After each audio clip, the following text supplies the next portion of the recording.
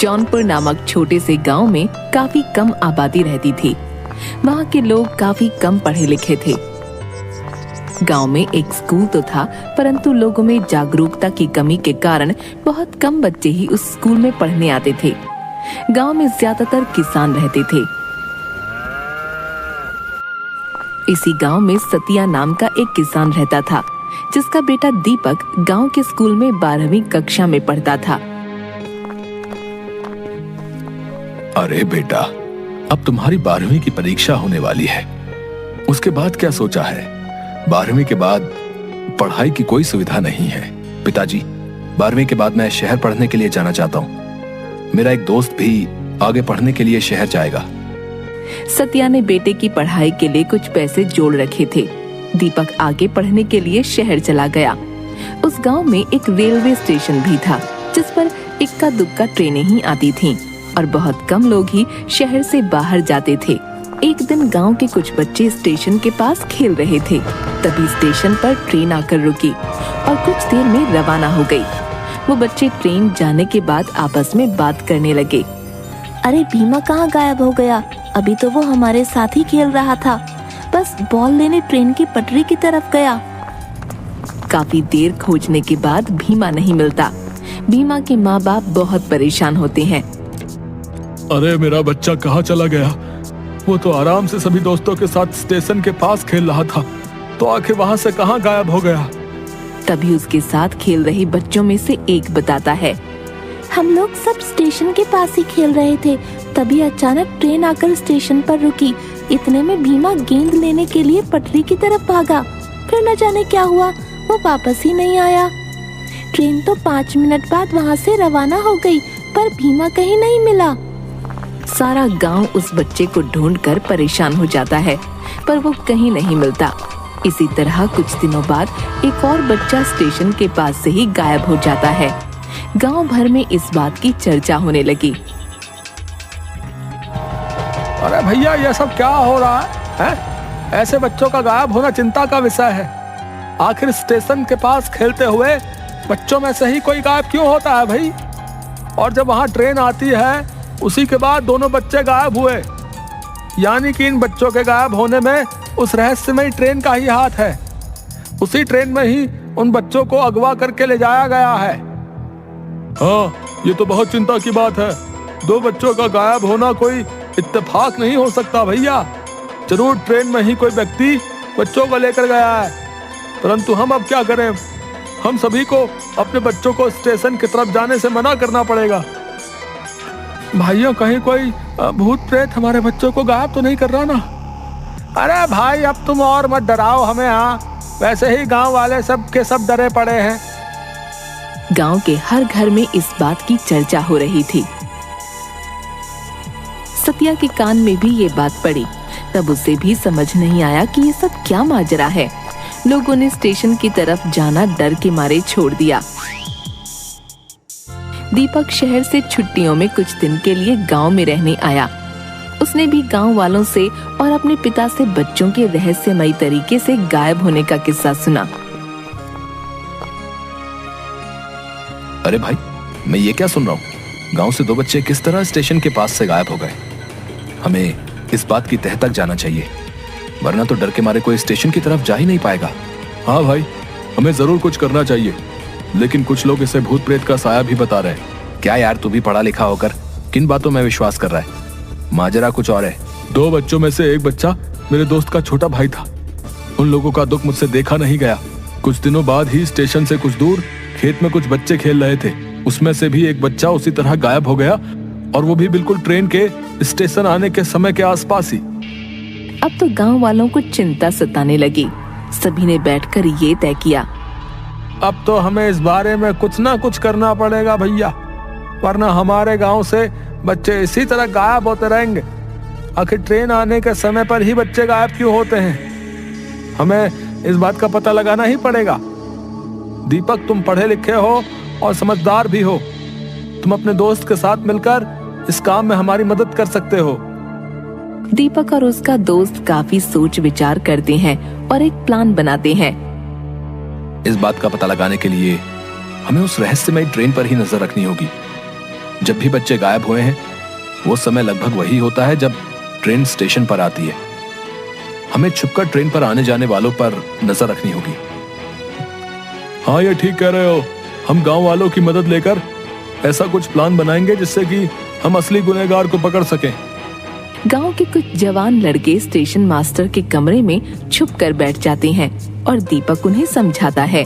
देखिए, आप लोग इस कमरे में छुप कर बैठे, बाहर गांव के 2-3 बच्चों को स्टेशन पर खेलने के लिए छोड़ देते हैं। वो जो भी व्यक्ति है बच्चों को भी अपना निशाना बनाता है। आप लोग छुपकर अंदर से ही देखते रहना, और बच्चे स्टेशन पर खेल रहे होंगे, मैं ट्रेन के अंदर जाऊंगा। इसी तरह हम उस गुनहगार का पता लगा सकते हैं जो कि बच्चों को अगवा करता है। सभी लोग दीपक के कहे अनुसार कमरे में छिप जाते हैं और बच्चे बाहर स्टेशन पर खेलने लगते हैं।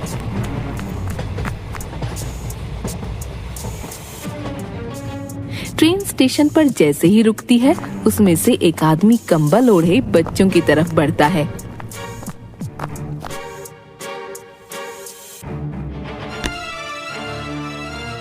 अरे बच्चों, क्या खेल रहे हो? ये लो, मैं तुम सबके लिए चॉकलेट लाया हूँ। हेलो। वो व्यक्ति सभी बच्चों में चॉकलेट बांट देता है और उनमें से एक बच्चे को कहता है, सुनो बेटा, जरा मेरा ये बैग अंदर ट्रेन में रखवा दो, तुम्हारा बहुत भला होगा बेटा। बच्चा खुशी खुशी उस व्यक्ति का बैग लेकर उसके पीछे पीछे ट्रेन के अंदर चल देता है। दीपक और उसका दोस्त ये सब दूर से देख रहे थे। वो भी उसी डिब्बे में उन लोगों के पीछे पीछे चल देते हैं।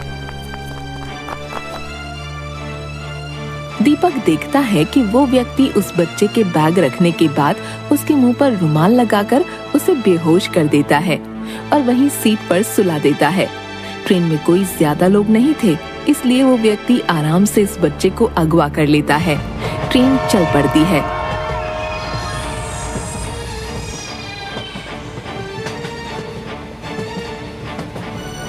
दीपक भी उसी डिब्बे में बैठा उन पर नजर रख रहा था।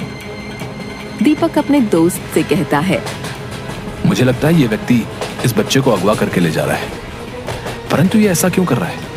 मुझे चुपचाप इस पर नजर रखनी होगी, तभी मैं इसे रंगे हाथों पकड़ पाऊंगा।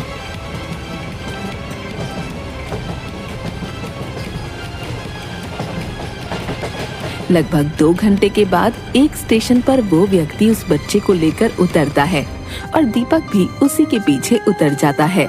सामने से एक व्यक्ति आता है और उस किडनैपर से कहता है, अरे वाह भैया, एक और मुर्गा ले आए। ये तो बहुत अच्छा धंधा है। तुम उस गांव में जब भी जाते हो तुम्हारे हाथ एक ना एक बच्चा लगी जाता है और फिर हम उसे अच्छे खासे दामों में बेचकर मजा करते हैं। हाँ भाई, उस गांव में तो इतने बेवकूफ लोग रहते हैं कि कोई भी आज तक मुझे पकड़ नहीं पाया। हाँ, हमने वहां से 4-5 बच्चे चुरा लिए और उन्हें अच्छे दामों में शहर के भिखारी गैंग को बेच दिया, परंतु हम आज तक पकड़े नहीं गए। हमें इन लोगों का पीछा करना होगा ताकि हमें पता चल सके कि आखिर इन बच्चों को अगवा करके ये कहां लेकर जाता है। तभी हम इसे रंगे हाथों पकड़वा सकते हैं। हाँ, हमें बड़ी सावधानी से इन लोगों का पीछा करना होगा। हो सकता है हमें वहां अपने गांव से अगवा हुए बच्चे भी मिल जाएं।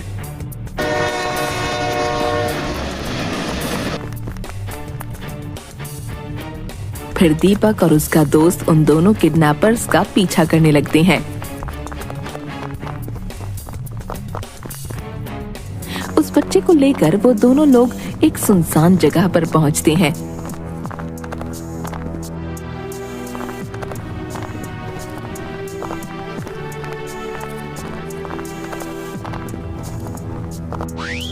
दीपक और उसका दोस्त बहुत सावधानी से उन लोगों का पीछा करते रहते हैं।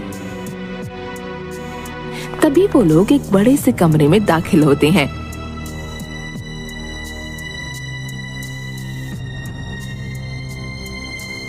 सामने बैठा एक व्यक्ति किडनैपर से पूछता है, आ गए तुम लोग एक नया शिकार लेकर? अब तो हमारे पास बहुत से बच्चे हो गए हैं जिनसे रोजाना भीख मंगवा कर हमारे पास बहुत माल इकट्ठा हो जाता है। सामने का नजारा देखकर दीपक और उसके दोस्त के होश उड़ जाते हैं। वहाँ बहुत सारे बच्चे जमा थे जिनके हाथ पैर टूटे थे। दीपक और उसका दोस्त चुपचाप बाहर आ जाते हैं। ये लोग तो बहुत जालिम और खतरनाक लोग हैं। इन्होंने इतने मासूम बच्चों को किस तरह मार मार कर अधमरा किया हुआ है और अपने फायदे के लिए उनसे भीख मंगवाते हैं। परंतु ये बहुत खतरनाक लोग हैं। हमें इन्हें पकड़ने के लिए पुलिस की मदद लेनी होगी। हाँ दीपक, तुम ठीक कह रहे हो। इन मासूम बच्चों की जान बचाने के लिए हमें इन जालिमों को रंगे हाथों पकड़ना ही होगा। और ये काम हम दोनों अकेले नहीं कर सकते। हम लोग कल पुलिस के साथ प्लान बनाकर इन्हें रंगे हाथों पकड़वाएंगे और इन मासूम बच्चों को इस नर्क से आजादी दिलवाएंगे।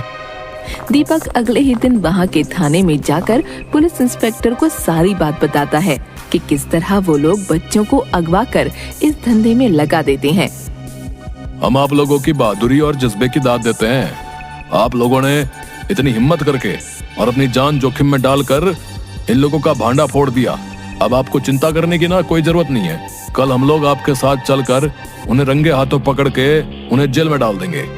अगले ही दिन पुलिस इंस्पेक्टर और बहुत से पुलिस कर्मचारी दीपक और उसके दोस्त के साथ उसी जगह पर जाते हैं और चारों तरफ से उस जगह को घेर लेते हैं।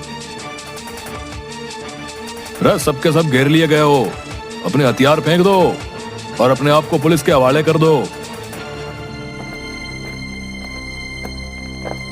सभी अपराधी पुलिस द्वारा हिरासत में ले लिए गए। रे तुम लोग कौन हो हैं? और इन बच्चों को अगवा क्यों करते हो? जल्दी सब बताओ।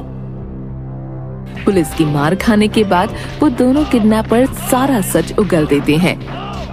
हम लोग गांव से बच्चों को चुराकर शहर में भिखारी गैंग को बेच देते थे। हमें इन बच्चों को बेचने पर अच्छी खासी रकम मिलती थी। वे लोग इन बच्चों के हाथ पैर तोड़कर इनसे भीख मंगवाते थे।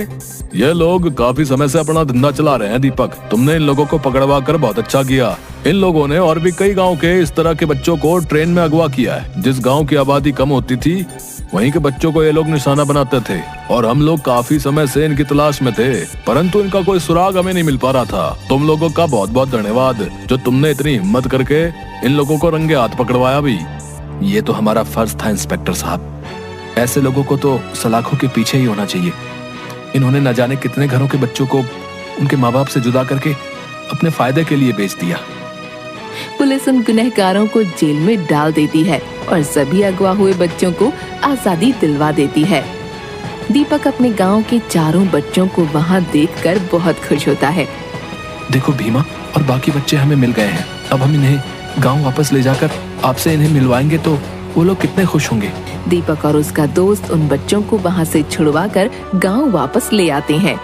गांव वाले अपने बच्चों को जिंदा वापस देखकर बहुत खुश होते हैं और दीपक और उसके दोस्त का शुक्रिया अदा करते हैं। इस तरह दीपक और उसके दोस्त ने समझदारी और हिम्मत से काम लेते हुए इन लोगों को सलाखों के पीछे पहुंचा दिया। अब गांव वाले बहुत खुश और निश्चिंत थे।